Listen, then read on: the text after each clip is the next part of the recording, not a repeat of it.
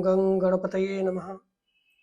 श्री महालक्ष्मी व्रत कथा आपण इथे प्रारंभ करतोय. श्री लक्ष्मीची कृपा आपल्यावर व्हावी, तिने आपल्या घरात वास करावा, पैसा शांती समाधान घरात नांदावे म्हणून श्री महालक्ष्मीचे व्रत करतात. हे व्रत केल्याने मनातल्या सर्व इच्छा पूर्ण होतात. श्री महालक्ष्मीची अनेक नावे अनेक रूपे आहेत. पार्वती, सिंधुकन्या, महालक्ष्मी, लक्ष्मी, राजलक्ष्मी, गृहलक्ष्मी, सावित्री, राधिका, रासेश्वरी, चंद्रा, गिरिजा, पद्मा, मालती, सुशीला अशा विविध नावांनी श्री महालक्ष्मी ओळखली जाते. अशा या सर्वानुभूती असलेल्या श्री महालक्ष्मीची ध्यानी घ्यावी अशी ही कहाणी आहे द्वापार युगातली, आपल्या भारतातील सौराष्ट्र देशात घडलेली. तेथे एक राजा राज्य करीत होता. त्याचे नाव भद्रश्रवा. तो शूर होता, दयाळू होता, प्रजादक्ष होता. 4 वेद, 6 शास्त्रे, 18 पुराणे यांचे ज्ञान त्याला होते. अशा या राजाच्या राणीचे नाव होते सूरत चंद्रिका. राणी रूपाने सुंदर होती, सुलक्षणी होती आणि पतिनिष्ठ सुद्धा होती. त्यांना एकूण 8 अपत्ये होती, 7 पुत्र आणि त्यांच्यानंतर झालेली एक कन्या.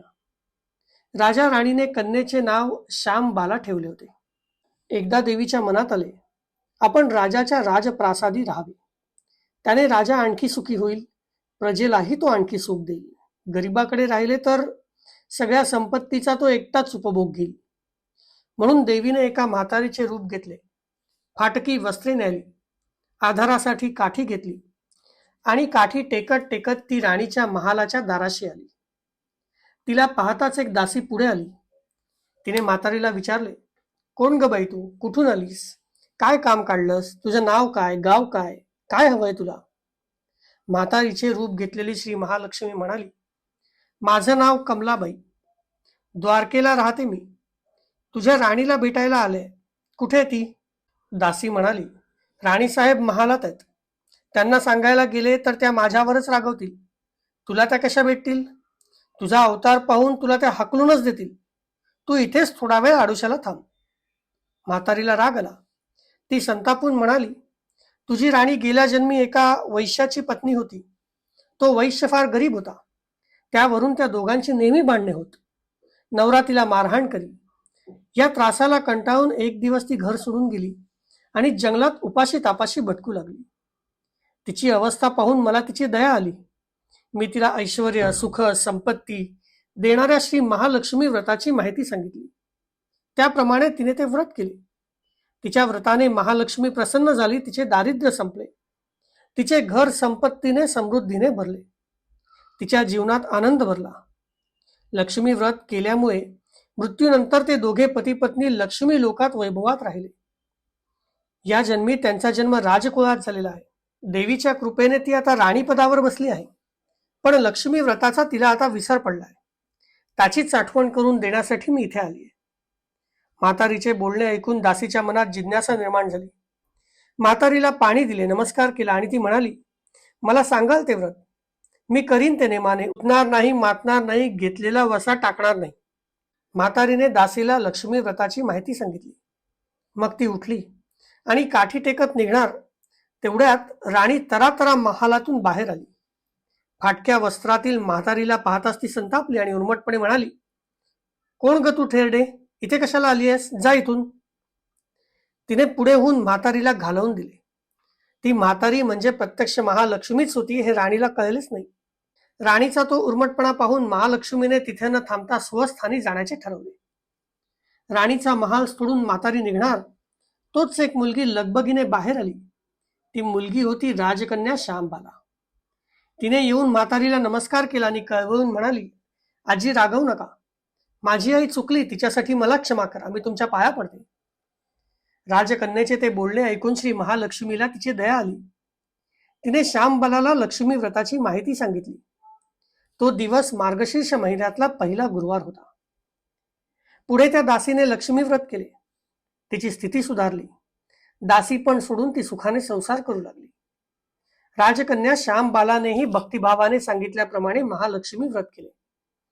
सगळे नेम धर्म पाळून दर गुरुवारी तिने ते व्रत केले. शेवटच्या गुरुवारी उद्यापन केले. लवकरच श्यामबालाचा विवाह मालाधर नावाच्या राजपुत्राशी झाला. तिला राजवैभव मिळाले.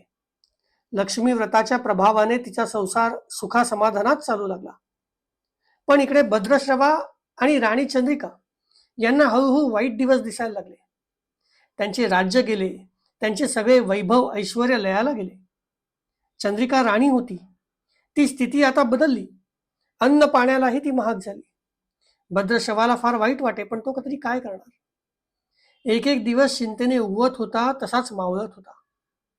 एक दिवस भद्रश्रवाला वाटले मुलीकडे जावे, तिला पहावे आणि 4-8 दिवस तिच्याकडे राहावे. त्याप्रमाणे तो जावयाच्या राज्यात आला.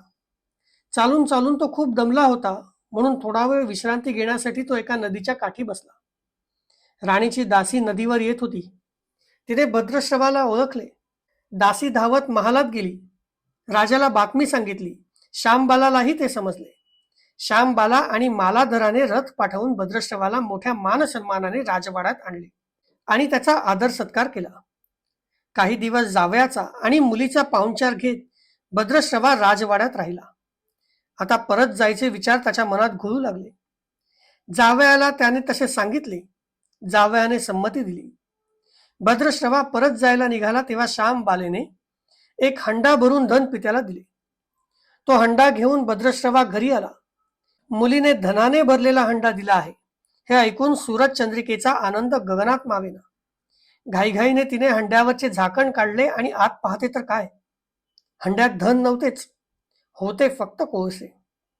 महालक्ष्मीच्या अवकृपेने हंड्यातल्या धनाचे कोळसे झाले होते. चंद्रिकेने कपाळावर हात मारून घेतला. भद्रश्रवा हा चमत्कार पाहून चकित झाला होता. दुःखाचे दिवस काही संपत नव्हते, दारिद्र्याचे भोग सुटत नव्हते. सूरज चंद्रिकेला एक एक दिवस काढताना जीव मेटाकुटीला येत होता.